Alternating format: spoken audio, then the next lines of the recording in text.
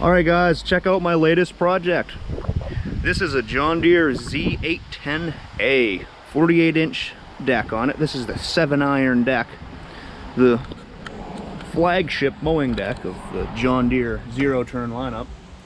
So this is a pretty nice machine. My neighbor bought this about 2 years ago, and it served him pretty darn well over those 2 years. Recently he's had some engine troubles with it. He took the engine out and didn't really get it completely back together, but he wanted to mow this year, so he went and got himself a brand new Kubota zero turn. So I believe he got a 422 Kubota.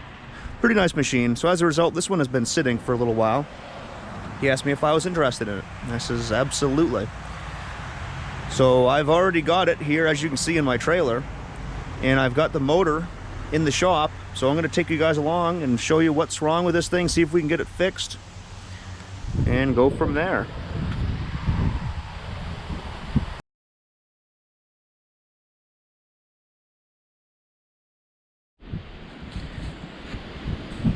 So here's a John Deere zero turn that had some engine troubles.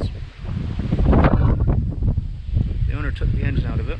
We're going to try to get this thing running. I've got the engine already. I'm going to see if we can figure out what's wrong with it. But we're also going to try to get this loaded on this trailer today. See how it goes.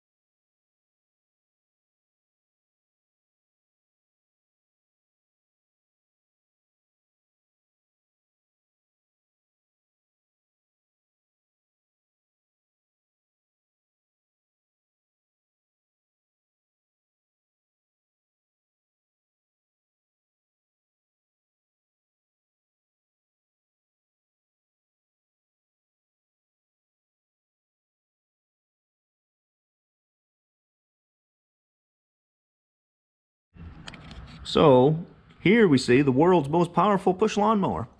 This is a 22 horse V-twin with a 22-inch cut. No, just kidding. But this lawnmower base does serve as a really good dolly for this thing, just to kind of move it around and keep it up off the ground. Obviously this is just sitting on there, so it looks funny though. So what happened was, the reason why the guy stopped using this lawnmower, it died on him when he was using it. So he got looking at the valve covers, pulled this one off, and found that one of the push rods was bent. So he put a new push rod back in, and it immediately did the same thing. So these are the two push rods that bent on him. So he found that one of these didn't work. This exhaust valve right here was seized right up.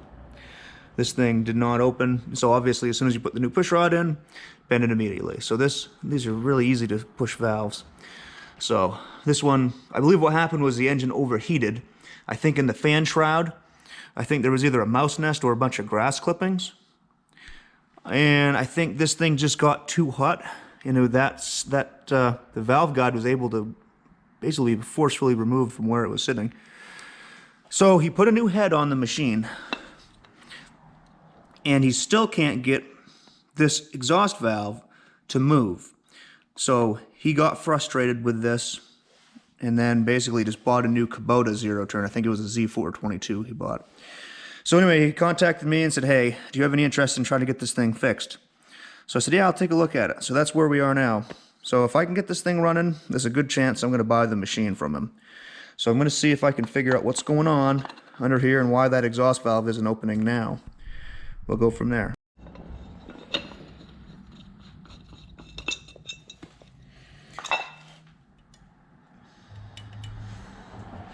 So watch these valves here. Intake is opening and closing. Nobody home on the exhaust valve.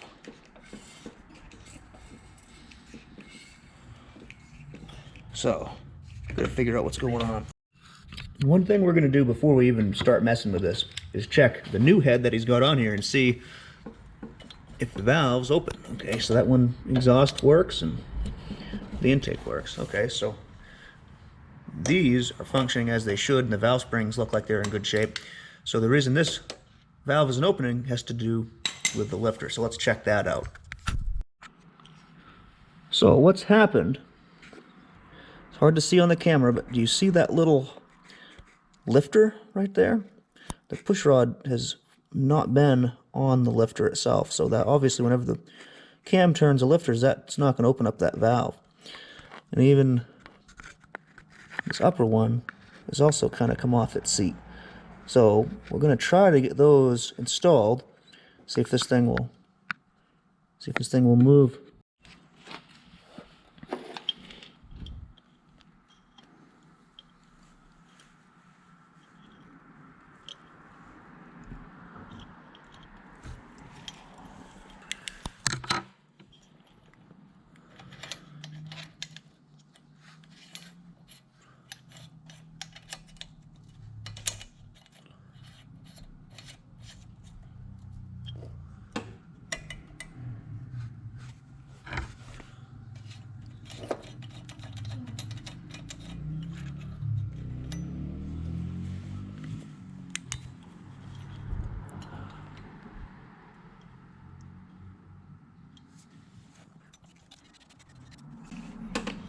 Let's just see what happens.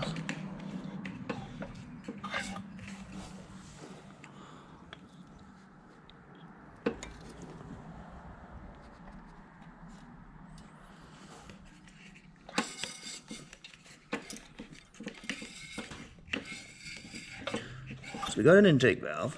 Whoa, opens quite a bit more. Still no exhaust valve.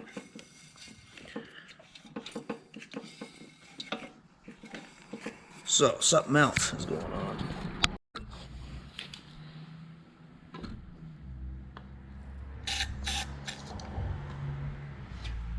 Doesn't look like the lifter is moving at all.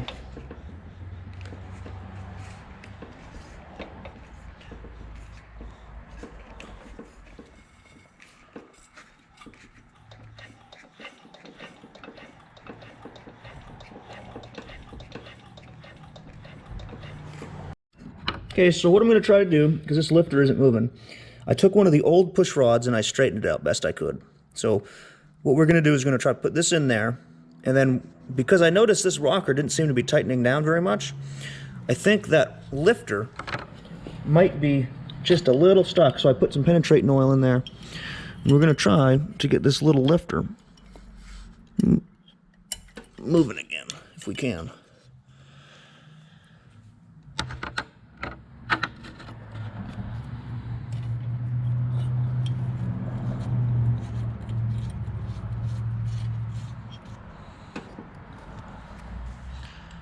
I just don't want to bend the new push rod that I've got because, you know, they have to be ordered and it takes time. So I figured if I do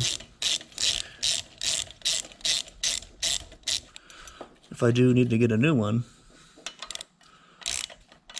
Okay, so if I tighten this down, the valve itself opens. So we know the valve's not stuck.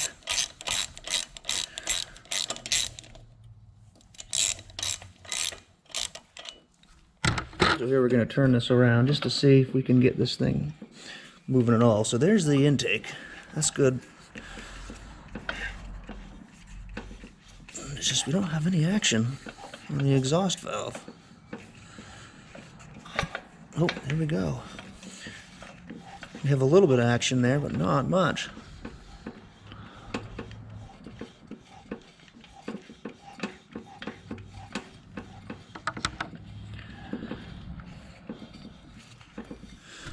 Well, I guess it's getting a little better.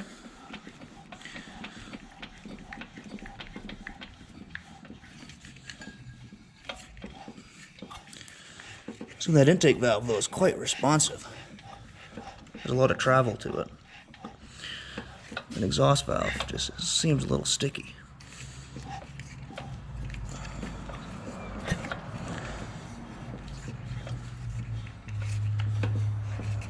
Okay, so let's back that off now.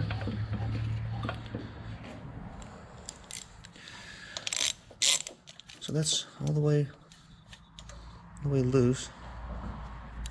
Obviously, I'm not adjusting the valves here, guys. I'm just trying to get this figured out as to what's going on. Actually, this seems to get a lot better as I keep moving this back and forth. I'm wondering if that lifter was just pushed out of its range.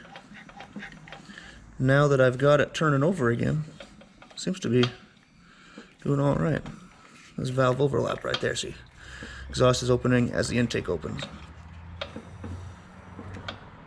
I think we can try to adjust these valves and get it back together. I think that'll work fine. So much movement we got out of that rocker now. I'd say that's in good shape now.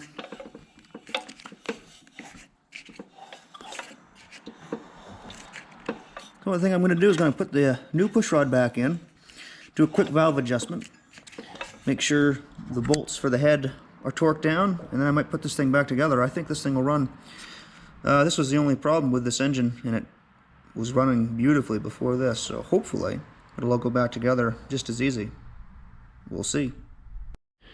Okay guys, so I've gone ahead and I've torqued the 4 cylinder head bolts to 19 foot-pounds or 228 inch-pounds, which I had an inch-pound wrench that could do those, so those are all torqued to the same spec.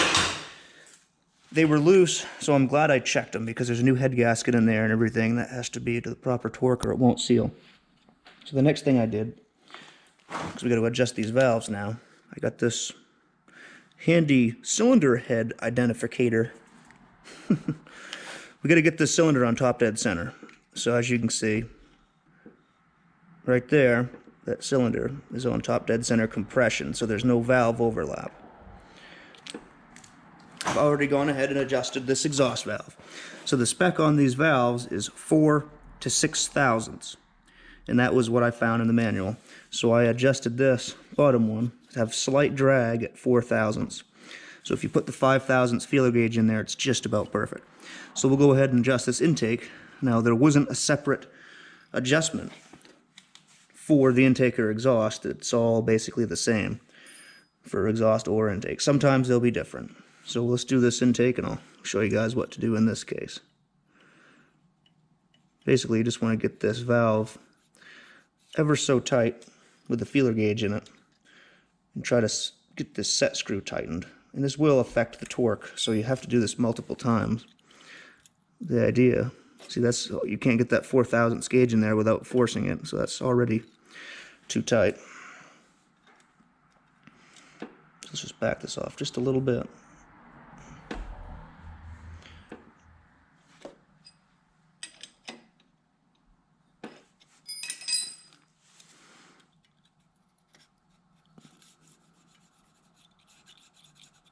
It's a little loose. Let's try to get that a little bit tighter.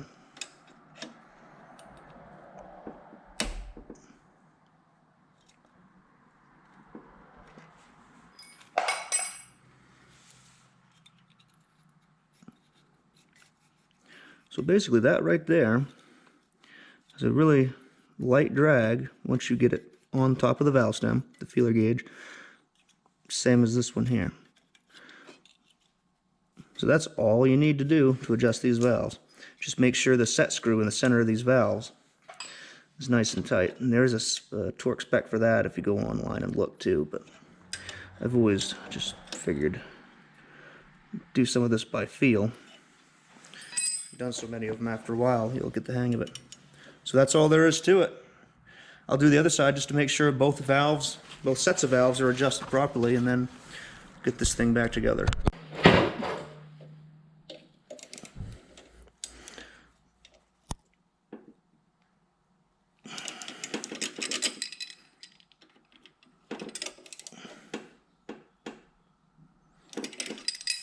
Do the final tightening with the ratchet. So I've gone ahead and adjusted these valves. I'm going to put a new valve cover gasket on. That's the part number for John Deere. And also the head gasket, in case you guys were curious. This is the part number for that head gasket. So we're going to go put this valve cover back on, new gasket.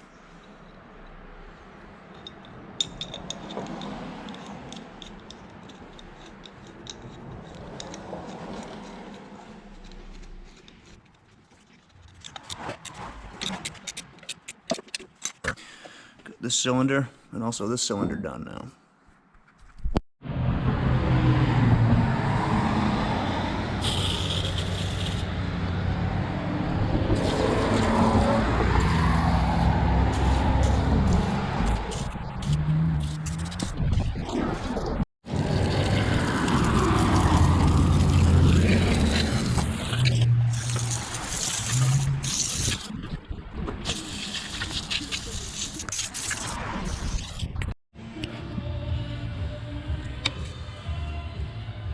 Got the engine all degreased, looking pretty good.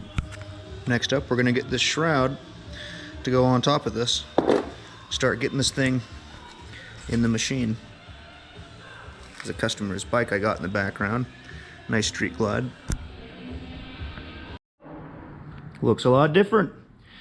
Just a little cover and the shroud's here, and this thing looks like a totally different animal. The next step here is to mount this thing in the machine itself. Let's get at it.